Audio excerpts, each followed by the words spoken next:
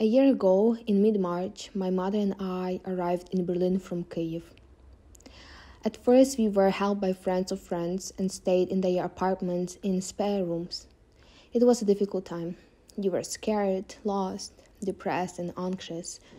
It was my first time abroad and I was in a complete shock.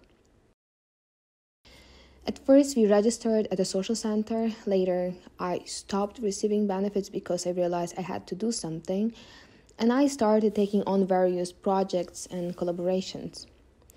My mother still receives social money. She is almost retired and doesn't have the language skills to go straight to work, but she is now taking courses and studying.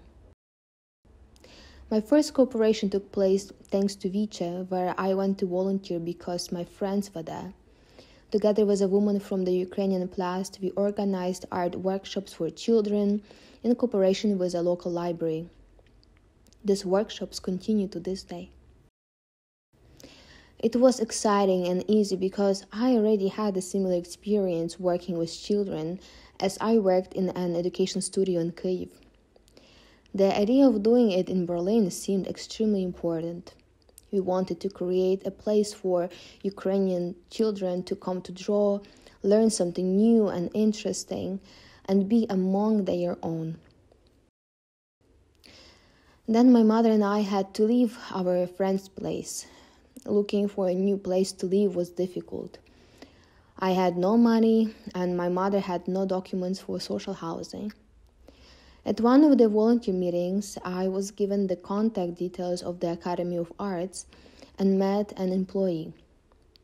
She helped my mother and me to get accommodation.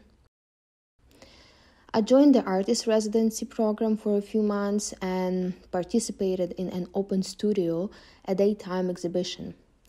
I did a project about my refugee experience. There were 28 pictures and illustrations that I used to convey my experience. Now I have several projects behind me and some ongoing collaborations.